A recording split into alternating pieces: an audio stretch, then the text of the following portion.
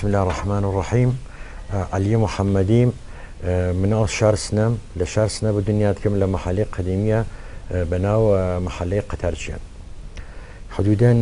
35 سالة تا 40 سالة خريج نازوكاري ومؤرق كاري دودانا منالا مذكرو كنيشكيكو كوراكا قورتي لكنيشكا خز وقت بتو عرض كم خويش متولد 1342 شهر سنة لخمت هذا أم سبكوا أيوة ملاحظة أفرمون سبكك جديد سبكك جديد ك يكل برزحمة ترينو يكل طاقة فرسات ترين كاجل شوا حدودا حسايب كي بفرس خطيك أولم قرآن كلام الله إخوة 85 دفعة فقط كناعي بدرزي 75 دفعة كناعي بدرزي وقت دانا بمتى كناية كينما بمتى دسي كما هر أوس درزية سوا لباسي بي أدورني توا چون هیچ نوع متى تريش نية كابتاني كار أو هنا بكات أو درزية بكات بمشي وكا دانا كناية كين حروفة كان دانا كناية كين بدرزية كان درزي درومانا وقت كنا ما نكر قشنگ دانا جاتين شرا كين ببريني شرا ما نكر ببرين دانا أشي إما أو حروفها بدقتك فربانو أو حروف كلا دربي جاء صو هشتا دفع شيء برعكسي كيتو راسي كيتو برعكسي كيتو بيخيبم ديوا بيخيبو ديوا سخته بخوا سخته مش لم يشتكارا شو بجان سختين كاري خاص وقت كان أمت وابو حالتك آواي بيتيت كأم كلمة قال دراتك وقت كان كار دار جوزك توابو بدقته فرفرو أو ناقلت هنا درها ودر مناور تيم بيجان دار همروكا دانيلو دار جلسك كفر كميابة فرق رانيش أشي توشاقة نقطة إما هاتفين استفادة من كجل لم دارا كلكم ترين دوريزو حتى شايبين 2 ميل تا 3 ميل أم دارا دوريز مان هست بس أشي حسايل أم دارا استفادة بكين نحن بحاز جرانية كي شون بحاتك كميابية كي فقط شون دارك فرلاتيف فرزري فقط لكرساني جا فر استفادة ليكن جا وقت هاتين السر أما برين أما كدر من هاورج دار جوزكا شن الزحمتي بقى درمان هاورجا أمتي أو الزحمة 10 برابر كيتو كتشا يك نقطة يك دهم ميل أو كارتة فاصلة بيانك لوش استاندارد خطأ ونسياقة أما حتما أشي أما كم جورة اللام كار دارجوزك وبوري شون أو دارجوزة هاتي لو كم كرجسوا أشي بي لم فركيتو لم كلفتي أمر ريزة فرتو كده راحت كب نو كارك بي أشد دقة فركي بدون أمك بتانة استفادة بكي لهالشيء هل نوعتي استفادة كي مواد رنجي استفادة كي بأودارة قشان لبان كارك وخويني شانات بس زحمة فريقرك حوصلة فريق طاقة فريق بتشا هوشياري فريق وكبتاني أمحل فالدربيري لناجي جيبني أي سمك قسمتي أورموا الركيش هلم معمولي جلسة احتياجيني بولي فريق الربري مثلا لو ألماني قلب سنوات شيني أمانة بس أما ليلاتي دان يواش بدقة فرو حتما أم كارا تنيا كاريكا يكسر هم تشاو هم دم هم دست بيكو هم زمان بيكو كاركا يعني أجر حواسو برد بي يكتهم الثانية كاركو خراوي بس أشي حواسو فري ميزان كي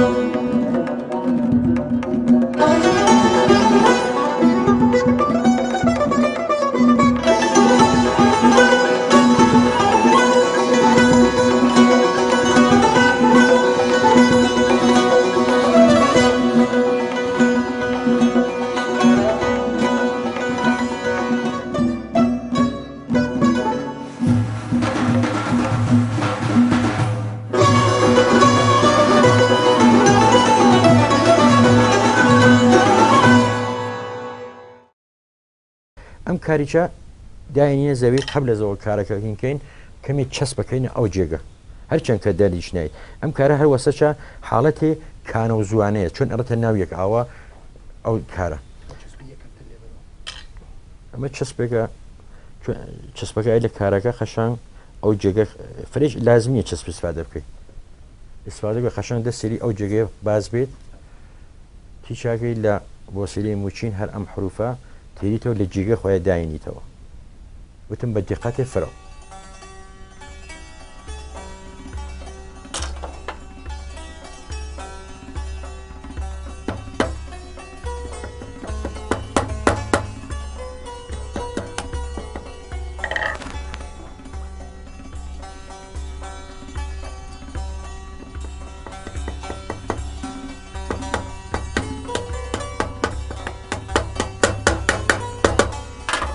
کارەکە چوژێک بۆ تەمیزکاریەکەی چۆن ئێمە فرەتر لە ئاویش ئیسفاداکەین لە ئاوی ئیسفاداکەین حتمما قسم دارەکە ئەمە چەسبەکە لاچوو بەخەوی ئەمینە تیم بە سلێچە بۆ سلێ سمباتە سمباتەکەێک مانە ساوە تینم کارە تەمیسەکەین تا کارەکە کە فێدە دەرەوە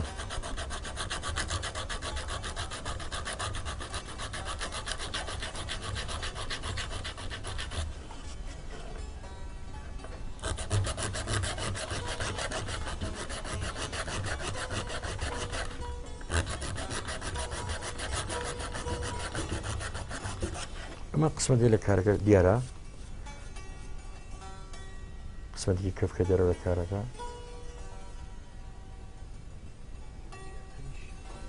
لەوە تەمیستر و لەوە خشنتی چەکەینەوە خیاڵم فقط بە خاطرەوە مشخص بە کارەکەمان ژێ کارەکەمان چۆنە قەشەنگ دەراتکە و سماتەمەندالی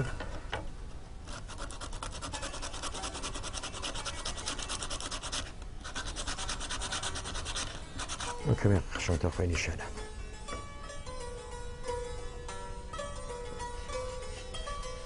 ئەمە ئەم شیوەی خەتەکەی ڕسمۆل خەتەکەی ئوستاد عوسمان تەهاس ڕسمۆل خەت دارەکە کولەن عوسمان تەهاس چۆن خەتەکە کولەن خەت ئوستاد عوسمان تەهاس نسخە عەرەبیە چۆن ئایسە تەنیا خەتێکەوە دەحیشوتم تەنیا خەتێکە لە دنیا قسەی ئەوەڵەکە ئستانداردە خەت عوسمان تەهاس عوسمان تەهاس هەروە خۆتانەزانن داین لە خۆشنویستگە لێ کوردە کەمایز افتخاریست بۆ ئێمەشکە ئەرجا لە خەمەتانە ئاسکەم ئەمە کوپیمانگر لە قورئانەکە ئەو چتەوە خۆمان مەدن نەزەمان لە بەندارەکەەوە کوپی ئەگرین خەتێکی عوسمان تا ئەچەسنی من کارەکەمانە وردە وردە دەرتێ تا بەم شیوە وایەوە ملاحەزەیەکەن ئەوە تەمیس بوو ئەمە وا تەمیسێ بەم شیوە شیرینەوێت جا ئایسە لە تووە و سەنعەتێ ئەوانەوە هەناو کارچێوە متاسفانە لە بازێگە لە تواشاکەین تێن لە یەک تیکەدار ئیسفاداکەن بۆ یەک تیکەدار ئیسفاداکەن بۆ کارەکەیان حتمما ئەشێ ئێمە بین بە خاطرەوە کارەکەمان تو لە عمری خاسێکی بێ بەسەن لە 400 ساڵ عمر مفید خاسێکی بێت تین ئێمە لە تیگەگە لە متۆفاعات ئیسفاداکەین هیچ چۆقلی یەک دار ئیسفادە ناکەین بۆ تابلوی حتمما لە 5 دیکە چون ئەم دارە قودرەتی فرەس وەختێک کە دار قودرەتی فرە بوو دارگوێز تێ ئەو دارەوە حالی ژێریە زۆری فرەس ئەم زۆر ئەو ئەشکنێتە یەکە دارەکە لە بینەوە تین لە نوعی دار ئیسفادەکەین بەناو ڕاپوت کە ئەویی هەر مختص قەیم شار سناس کە سوواق ئوستادە خاسەکەمان خوا بیان وەختی گشتیان لە ئەو شیوە ئیسفادەیان کردگە قبلن کە لە خەمەتانە عرضم کرد وتم ئەم دار ئەسلیە دار 5 میلە 5 میل قدرت ئەم دارگوێزە حەساوی گەمە 5 میلە بەرامبەر 2 سانت و نیم دار چنارە بە خاطر ئێمە نین دارەکەمان یەکسەر ئیسفادە بکەین هاتین لە ڕاپوت ئیسفادەمان کردگە ڕاپوت بە معنی شکاندنە بە معنی ئەو کارە ئەشکنێ زۆر ئەو دارە ئەگرێتە خۆی ئەو دارەی تچە ناڵێ ئەمژێ کارمانە بشکێ یا بپێچێ تین وەختی ئەم دار ئەم ڕاپوتمانە دروست کرد بە فەرز چەپ و ڕاستە ئەمە لایکی واسە لایکیی واسە تین بەمانێکەوە چەسپ پێکەین پرسیەکەین بەیەکەوە ئەوێتە چ ئەوێتە ڕاپوت ئەوێتە دوولە ئەمیش خۆیکیشی لایکەوێتە سەلا کە چاوەختە چەسپانمانە یەکەو دانە تیکە ئیتێچە ئەم دارچنارە زۆر ئەماگرێتە خۆی زۆر ئەمەیە گرتە خۆی دوانەکانەوەنە هاوەزن بێسڵە هاوەزین کە نە ئەو دەرەخەت ئەمتێ نە ئەم دەرەخەتەوتی پەسچە ئەم دارمانە ناپێچی ئەگەر ئوسولی بێت چۆن ئەم دارە تۆشا چێ لەتیفە هیچ نەوگریکی تیان نیە لە دارگەلێک ئێمە ئستفادە بکەین لە کۆڵەگەگەل مزیکت ئستفادەکەین ئەکسەرن ئەم مزگەلەوە خەریکن باسیازیەکەنەوە دانەدان ئەچین ئەگەڕین لە منتەقەی هۆرامانە تا یا منتەقەی کردبێ ئەچین ئەو دارگەلە تێرین کۆڵەکەگەل مزگەت کە هەم ئەمری خاصیان بووگە هەم پیاگەل خاصێکیش پاڵیانداگەلەوە مزتگەلەوە بۆ کۆڵەکەگەلەوە ئینسانگەلی خاص بووگن ئینسانگەلی پاک بووگن پس چا هەر ئەو ئینسانە خاصکەرەوە پاڵیانداگە بەم کۆڵەکەگەلەوە حتمما بزانە ئەم کۆڵەکەگەلی چیگەل خاصەکەن هەروای چە بووگە چۆن ئایسا ئەم دارە چ لەتیف و قەشەنگە پس چا ئەوە هاوبەزن بەیەکەوە هیچ شامە دەرەقەی شامێکیان نان وەختی دەرەقەتێک نەهاتن ئەم کارە ڕاست دەرد بە مرۆڤ زەمان هیچی پێ نای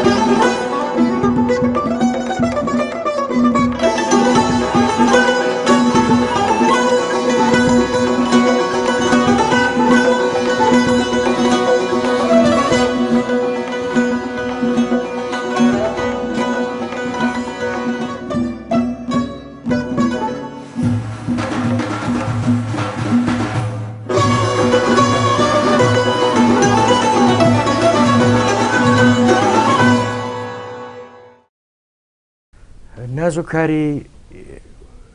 لە ئێرانە ئەگەر حەساویکەین تا 50 ساڵ لەمەوە بەریشە لە دنیا قسەی ئەوەڵیە کرد ئێمە ئەگەر هەگەڕینەوە بۆ تاریخ مەسەن گوزەشتەکانمان فرێ دووریش ناهاوە 100 ساڵ بەر لە جەنگ جیهانی ئەوەڵ تواشاگەین کەسکەلێ لە هێندەوە هاتکن ئاچ فێڵیان هاوگە بۆ شارسنە لە شارسنە کردیانە تەختە بۆیان کردیگانە نازۆکاری بۆیان کردیگانی گیرێ سەر بۆ بیۆن بۆ ژنەکانیان کردیگانە کیف بۆیان هەر ئاش فێڵە ئەوختە هەدەف نازۆکاری شارسنە ئەگەر حەساوی بکەین ئێمە لە دنیا تا 50 ساڵ تا 40 ساڵ لەمەوە بەریش قسەی ئەوەڵیەکرد لە دنیا سفارشگەلی خاصمانوەگە لە توا ئوروپا لە ئەمریکا حتا خۆیان هاتکنە ئێرە کاربەردەستگەلی گەورە مەسەن لە کشوەگەل وەک ئەمریکا و وەک کشوەرگەلی ئوروپایی خۆیان هاتکنە ئێرە هەروە چۆن ئایسێمە لە بهترین کشوەگە دنیا لە موزەگەلیانە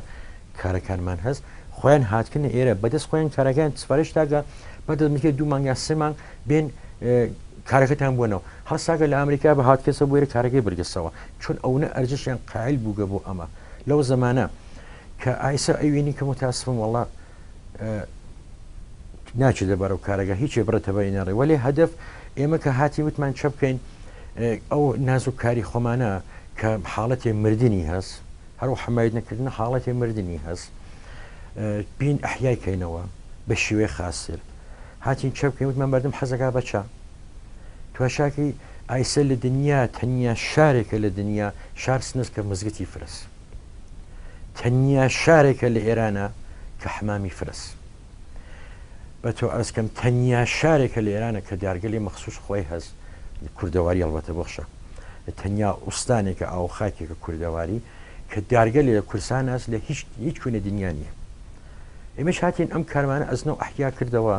بە شێوەیە فرەخاسر و بە شێوەیە زەریفتر هەرچەند فرە زەحمەتی فرەس و هەرچەند تااقەت فرەساس و بە فەرز تواشاکەی من 6 مانگ هەمومان تابلۆیکە 6 مانگ داخلیش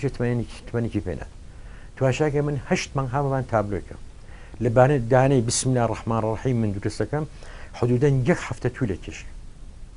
تابتان وڵ بسم الله الرحمن الرحیم دروستم خاص ئاغا تێژم ئاغەگیان من دانێ قەڵەمدان مەس ئاواسە حەزەکە پێی بیوان ئەجێ حەزەکە دێ چەنێ من حاکم 20 ڕۆژ لەبانەوە 10 ڕۆژ کارم کرد لەبانەوە قەڵەمدانم ئێوە بەچەنێژە 200,000 دێ 200,000 من 10 ڕۆژ لەبانی کارم کرد مەساڵەکەی مێمان خۆم بە ئایا ئەو 200,000 منە زندگی من تەعمینەکە یان ناکە حتا پڕینەکەی چینە ئیسە بگوزەین لەمانیشە هاتی وتمان چه خاصە بۆ ئەمە مردمە هەرەوە وتمان ئەم شارە لە هەرچی لە تۆ ئێران لە تۆ دنیا نەکتەنیا کورس ئێرانە مزکی لە گشتی فرەتە باخوای فرەترە مسلمانی فرەتریاتە هاتین بە خاطر ئەوە ئەم شارمانە ئەوڵێتە سەربەزەوکەینەوە لە تۆ دنیا بۆ ئەوەڵین بار ئەوەڵین جار لە دنیا هاتین کتابەتی قورئانمان بە شیوەی نازوکاری و مؤەڕەقی سنەتیە شارس نەدروست کردگە ئیسێکە سوورەی مبارەکەیە بەقەرە کولەن تواو بووگە هاتکین تا سوورەی مبارەکی ئالی عومرانیش حدودان 37 حدوداً 40 ئاەتێکی تواو بووگە لە سوورەی مبارەکی ئالی عومرانیش ئەگەر بەم شێوەیەکە پیش بڕێشایە تا 10 ساڵ 5 ساڵ سوورەی ئالی عومران تواو بوو ئامان وعزەوە ئێمە هەسمان و ئەم حمایەتکردن ئیدارەگەل محتەرەمەوە هەسیان لێمانەوە مەساڵحەکەیشمان لە گشتی مهمترە مەساڵحەکەمان ئەوەسە گشتیان قاچاقی ڕەدیەکە نێوان ئایسا دیارگوێز وەک مواد مخدەری پێاتکە دیارگوێزی کە متعلقی بە ئێرانە ئاگەر هەڵەسن ئەڕن لە بانە مەریوانە کە ئایسا هەر کتێوی لە دنیا بازەکەی تواشاکی مەسەن قسەی گوێزمە دارگوێز مەریوان و ئەوڕامانەت ئەوڕامانەکە چون واقعا ڕەنگی گشتیان بر بۆ فەڕەنسا یارەکانیان بر بۆ فەڕەنسا و تورکیا بە قاچاقی گشتیان ڕەت کرد بن ئەوە سێ خەمیش خۆمان گیرمان کردگە ناتوانین مەسەن 100 کیلو دار بسەینین کارەکەمان تواو بووگە ئامادەی ڕەنگکردنە ئێمە چا بە خاطر ئەوە کارەکەمان مەقاومەت خاستری بێ لە بەرابەر یەک لە گشتی مهمترە و جانەوەرە خۆشبەختانە ئەوەشە بزانین ئێمە کە لە کوردەواریە ئەو نە جانەوەرمان نییە جانەوەرمان نیە داربخوا وەرێ شماڵ بەرەو لە کورسان بەرەو ئەو لا هەسمان ئەو جانەوەر یانە سەوانە ئێرە چون محیتێکە گەرمسیر و فرە وشکە ئیتر ئەوە جانەوەرمان نییە جا بە خاطر ئەوە ئێمە مطمئین بی کە جانەوەر نای بەلامانە نای بەلای کارەکەمانەتین هەر لەم مۆم خۆمان استفادەکەین مۆمێکە معموڵی ئوستادە قەدیمیەکانیشمان هەر لەمە استفادەیان کردگە وەک ئەوەی چۆن مەسەن ئەو شتیانە مۆمیایی کردگە ئەو چەرەندە و پەرەندە و ئینسانە ئەو شتە قەدیمی گەلا ئێمە هەر ئەو حاڵەتی مۆمیایەکەین وەلی مۆمیایی فرەهین ئەو نە مۆمیەکەین کە حاڵەتی ئایژی احتیاجی بەڕەنگی ئەمدارە چۆن دێ بە کولی خۆی سێغڵی خوارگە خۆی سماتی خوارگە خۆی دیسەی خوارگە فقط ئێمە تیم بە خاطرەوە کارەکەمان لایەک لەبانیەوە بیجانەوە نەچێ بە لای وەختە لە سەرما و گەرما چۆن وەختی ئەم دارە چووە حاڵەتی زیندگی گرێ بخۆی ئێمە بین لە ماڵگە شیمیای استفادەکەین نەفەس بافت ئەو چێوە گشتی ئەوە سێ پەس چەتین لە چگەلی سنەتی خۆمان استفادەکەین وەک ئەم مۆمەکە تێرین قەشان ئێساین پێ سایمان پێ قەشان بە کوتێ پەڕۆ کوتێ کۆنە کوتێ پارچە تین چاکەین ئەو کارە ئەساوینەوە وەک حاڵەتی هین وەک حاڵەتی پولیش ئەمە کارەکە مەسەن مۆمەکەمان داگە لە کارەکە توێشاکە ئیسا ملا حەزێ فەرمی ئەم تیکە تاوە تیکە چەندێ فەرقەکە حەسەن هەر دەستی پێ ئەحساسی خۆشیەکەی دارەکەی ئەحساس و خۆشیاکە چونچە هەر لەو تەبیعی ئیسفادەکە یاگە بکەین ناتین کارەکەمان لە بین بووین بۆ سری موای شیمیایی هەر ئەم سنەتی خۆمانە استفادەکەین هەم دارەکە ڕاحەتە هەم دارەکە نەرمە ئەو وەختە ئەو نەفەسیشە ئەو دارێکیشی ئەو دارە هیچ وەخت لەبێن ناچێت داروگیر ناوێت لە حاز هینەوە مهندسیەوە بە فرز ئەرسکەم لە حاز کاریگە چون ئەگەر ئێمە بین ئەو کارە ئەو بافتکە لە بووەسین وەختی بافت بەسیە نەفەس ناکێشێ مەجبور ئەم دارە بڕی لە جێتر نەفەس کێشێ مەجبورە بێ لە کوێنەوە لە ناو چنارەکەەوە استفادە بکە وتمان ئەو ده قسە وتمەشی حتمما دارەکەمان ئەمە واسە حتممانشە پشتێکی جوابێ چون هیچ وەخت ناتوانین لەم ڕاستە استفادەکەی ئەو ڕاستە هالە بینە حالەتی و فەنەریە خۆی حالەتی ئەو میکانیکی است پسشە حتمما ئەچێ لێجێت و نەفەس وەختی لێجێت و هات نەفەسیکیشە ئەم دارە لەم پشتەوە هینەوێت زۆر تێوەی قوپکیەوە حاڵەتی قوپیان است ئەرەتە چاڵ و ئەرەتە بەرزایی پێ قوپیاک ئەو حاڵەت زەهینی نامێنی سافبوونی نامێنی حتمما ئەشێ لە کارگە سنەتی لە ماوەگەلی سنەتی هەروە خۆی گشتی سنەتیە حتمما ئەشێ لە ماوەگەلی لە کارگەلی هینی استفادەکەی ماوەگەلی سنەتی بۆ کارەکەمان کە هەم زەریفتر بێ هەم نەفەس حاصل بکێشێ هەم لە گشتی مهمتر بعد از 20 ساڵ یا 30 ساڵی ئەمە کارە تعمیرەکەی بە هەر چون مۆمەکە هابانیە و ڕاحەتترین چ تعمیری ڕاحەتترین شتە ولی ئەو چتگە لەوامەوە شمیای استفادەکەی بۆ باردومیش قابل تعمیر نییە